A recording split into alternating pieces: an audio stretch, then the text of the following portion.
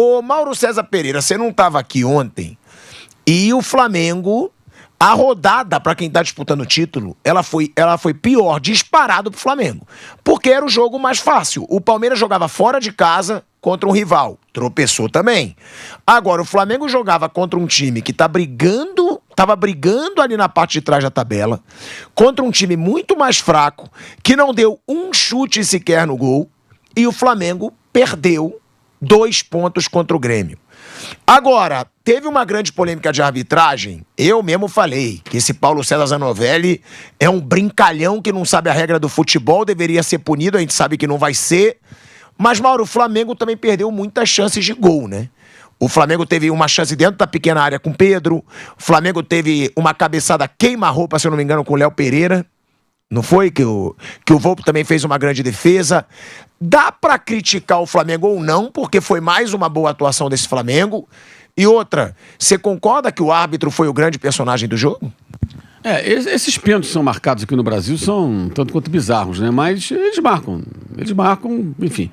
Eu acho que aí é uma questão também da falta de padronização, da falta de orientação e da politicagem também, né? Por que o Zanovelli é árbitro FIFA? Porque Minas Gerais tem que ter um árbitro da FIFA, o Paraná tem que ter, São Paulo tem que ter, o Rio tem que ter. Então, se um cara da Bahia for melhor árbitro, ele talvez não vai ser da FIFA porque já tem um outro que é. Não dá. Realmente isso é um sério problema.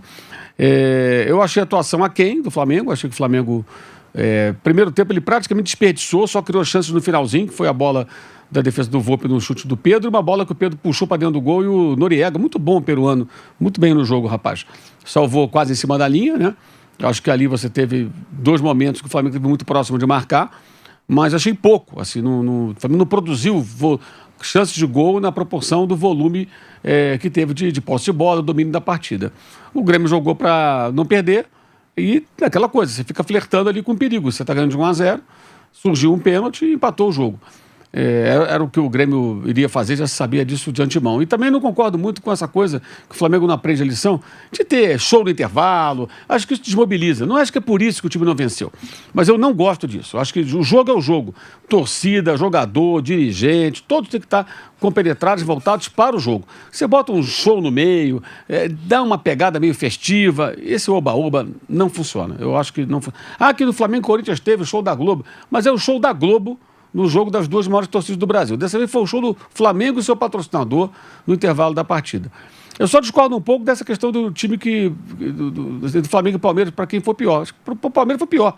Que jogou sabendo o resultado do Flamengo, sabia que poderia, em pontos perdidos, passar o Flamengo, jogou mais tarde, ou seja, entrou em campo sabendo o resultado, contra um Corinthians todo desfalcado, que jogou para não perder e ainda assim não conseguiu vencer. Para o Flamengo foi ruim e para o Palmeiras também foi muito ruim. Porque teve tudo para poder superar o Flamengo na classificação em pontos perdidos, jogando, repito, com o Corinthians todo desfalcado. E o detalhe, gente, são 8 jogos Corinthians e Palmeiras com 1 vitória do Palmeiras. 8 jogos. 4 do Corinthians e 3 empates. Isso também é um retrospecto bem assustador, né? Como é que o Corinthians consegue levar vantagem sobre o Palmeiras com toda essa dificuldade que ele está vivendo. É uma freguesia nesse recorte da história muito, muito curiosa. A única vitória foi no Brasileiro 2-0 lá em Barueri. Aqueles chutes de fora da área lá do Piquerez e do Emi Martins. 2 chutes de longe. No começo do campeonato. Logo depois que o Palmeiras perdeu o Campeonato Paulista, né, pro próprio Corinthians. Né? Já teve eliminação de Copa do Brasil. Enfim. Mas eu acho que foi ruim para os dois. Eu só acho que o Palmeiras foi bem ruim também. O jogo estava... O Palmeiras tinha tudo para ganhar. E outra vez um pênalti muito discutível para o Palmeiras também, né? Esse pênalti domingo também, tanto o Vitor Roque já queria cair, aí o Flávio Lopes já quer cair, qualquer contatozinho, então o cara não teve o contato. Que contato é esse? Qual a força desse contato? Né? Mais um pênalti discutível a favor do Palmeiras. E nem assim venceu. Acho que os dois foram muito mal, em termos de resultado, e o desempenho dos dois ficou aquém do que deveria ser. O Cruzeiro conseguiu se aproximar um pouco, né? E o pênalti do Flamengo? Você acha escandaloso um árbitro achar aquilo pênalti ainda hoje no futebol brasileiro? Mas eles marcam, eu concordo com você. Eu acho que não deveria marcar, mas eles marcam. Amanhã vão marcar um pro Flamengo também. Porque eles marcam essas coisas. Quanto o Palmeiras também, Flamengo e Palmeiras no Allianz Parque, o Palmeiras perdeu o pênalti. O do Varela foi igual, o Varela saltou, aí ergue assim o braço, assim, porque é o movimento natural que você faz quando dá um salto, a bola bateu no cotovelo dele. Se ele não tivesse braço, ia bater no tronco dele. E foi marcado também. Só que o Palmeiras perdeu o pênalti. Né? E aí isso não teve uma repercussão maior. Então você marca esses pênaltis. Amanhã vou marcar um pro Flamengo também, vou marcar contra não sei quem. Agora, pior do que isso é o quão ruins são esses árbitros e como eles atrapalham o jogo, né? E a falta? E o cartão amarelo pro Léo Ortiz? O Léo Ortiz fez um desarme num carrinho limpo, tirou a bola, ele deu falta do Léo Ortiz e cartão amarelo. Tirou o cara do próximo jogo. Quer dizer, é muito absurdo. E marca a falta que não é, o tempo todo, trava o jogo. A arbitragem é muito ruim, mas com esse árbitro não dá pra esperar coisa melhor, né? Ele é muito fraco. Porque ele é ruim, né? Ele é ruim. É um árbitro ruim, e que é árbitro FIFA, é isso que assusta. Mas é uma questão política, né? Ele é o árbitro de Minas da FIFA, tem que ter um de Minas, tem que ter um não sei de onde. E foi domingo difícil, né? Porque foi uma rodada dupla, né? Preliminar. Paulo César Zanovelli. Principal, Ramon Abate Abel, que apitou Palmeiras e Corinthians e Palmeiras. É dose, aturar os dois apitando na sequência, eu, sinceramente, me faz mal. Mas faz mal ao futebol. E não vai ser punido. É isso que é o pior pra mim. Não vai ser punido. Porque isso mostra que o árbitro não sabe regra. E os pênaltis do Klaus lá do jogo do Vasco e Sport também. Árbitro FIFA também. E o Klaus eu acho bom, tá? Quer dizer, o menos ruim. Eu acho o Klaus o menos ruim. Ele cometeu erro de direito no jogo São Paulo e Fluminense e não aconteceu nada. Ele tomou 30 dias de suspensão e continuou na FIFA, continuou apitando e não deram o erro de direito. O tribunal fala assim, foi um erro de direito, mas eu não vou anular o jogo. O único sentido do erro de direito é anular o jogo. E os árbitros do FIFA, o Wilton, não ter expulsado o Neymar, ter feito de conta que não também, viu. Verdade. Fez de conta também, árbitro FIFA também. Deu uma afinada ali. Deu uma afinada mesmo. Ou seja, eu já sugeri isso pro Kaique. Quero ver se ele tá fazendo. Cadê o Kaique? Ele tá ali? Quero ver se ele tá fazendo. Pegar todos os 4 times que estão disputando o título do Campeonato Brasileiro. Os 4. Bota o 4º colocado também. Vai que... sim. Pegar Cruzeiro, Palmeiras, Flamengo e Bahia, que é hoje o 4º. Tá bom. Mas pra ter uma justiça ali, pegar... Desde o começo do Campeonato Brasileiro até o final, quantas vezes foi prejudicado com algum erro gritante de arbitragem e quantas vezes foi beneficiado com algum erro gritante de arbitragem. Pega os 4 a 5 que estão disputando contra a zona do rebaixamento, desde o começo do campeonato, quantas vezes foi prejudicado ou beneficiado por erro escandaloso de arbitragem. E vamos ver se no final algum time é muito beneficiado e algum time é muito prejudicado. Porque é bom a gente ter esse controle. Eu tô querendo dizer que tem algum time beneficiado? Não. Mas isso ajuda a saber se tem algum time que foi muito beneficiado, se tem algum time que foi muito prejudicado. Eu acho que tem esquema? Não. Mas o torcedor sempre levanta alguma coisa. Tá estranho. Tá estranho. Então vamos provar com o fato. Se a gente achar, pegar da primeira rodada até a última e ver quantas vezes foi, e aí não tem essa não. Pilhado é Flamengo, duvido que vai falar se o Flamengo... Falo. Se for o Flamengo o mais beneficiado, se for o Cruzeiro o mais prejudicado que tá brigando pelo título, ou o Palmeiras, eu falo. Agora, tem que ter um pouco do fato também, porque fica muito de suposição, e aí eu vou fazer esse desafio pro Kaique. Agora vai ficar mais fácil nas próximas rodadas, agora recuperar as passadas. Fica com medo não, hein, Coquinho? Fica com medo não, pra gente ver. Pra gente ver se realmente alguma torcida tem razão de reclamar mais ou reclamar menos. Aí, falando do time que tá brigando pelo título contra o Flamengo, só lembrando, tá? Flamengo agora tem o Juventude fora pelo Brasileirão, Estudiantes em casa pela Libertadores e o Vasco em casa pelo Brasileirão. São os próximos jogos do Flamengo, tá? Então, tem 2 times ali que estão na parte de baixo da tabela. São bons confrontos, né, pro Flamengo tentar somar pontos aí no Campeonato Brasileiro, né, Mauro? Antes da gente falar do Palmeiras, que o Andréas Pereira já chegou ao Brasil. Agora, tá com uma boa tabela esse Flamengo, né, Mauro?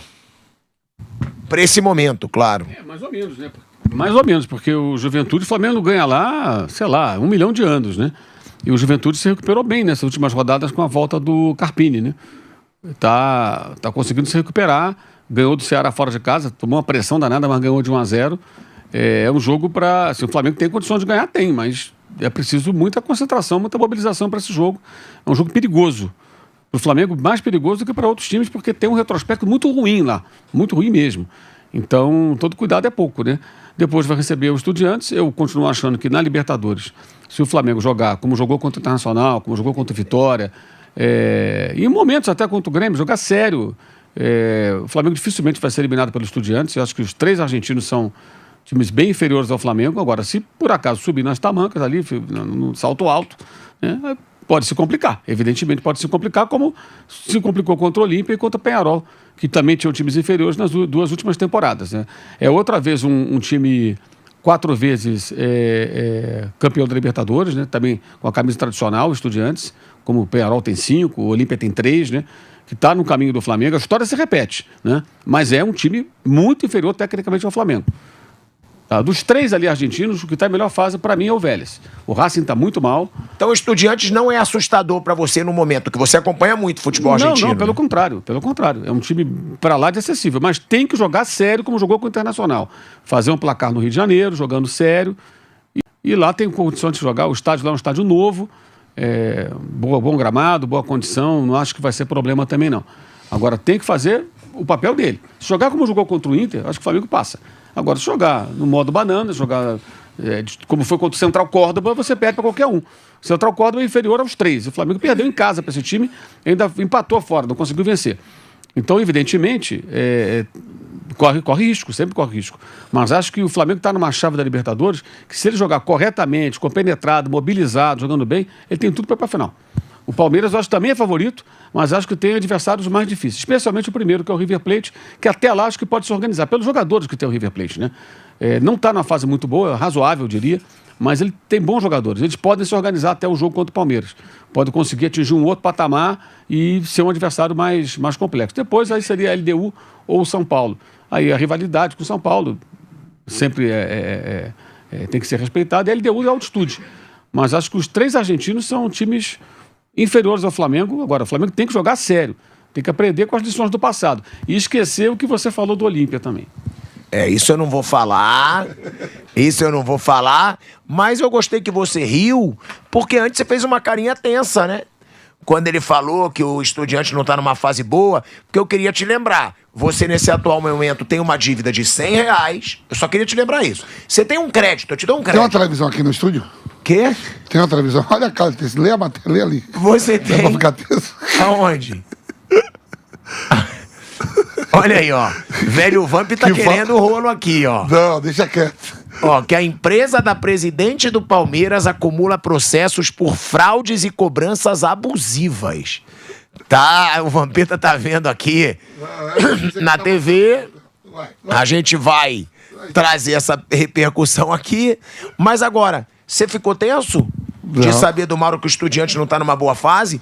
Porque, calma, você tem um crédito de R$100 que eu te dou, você é meu amigo e irmão, não me pagou, mas você apostou 200, tá? Nessa próxima. Tá apostado. Você tá lembrado disso. Ó, vamos supor que se fosse o Lanús, ou Defesa e Justiça, pro Palmeiras ou pro Flamengo, os argentinos sabem que quando pega brasileiros, dão a vida. Dão a vida. Isso é de gerações a gerações. Eu, quando jogava mesmo, eu ia jogar contra os argentinos, só podia amarrar o cadastro na canela. Eu digo, não é possível que eu tô jogando contra esses caras. Os caras tudo com o cadastro amarrado na canela e é jogo duro. É jogo duro, difícil.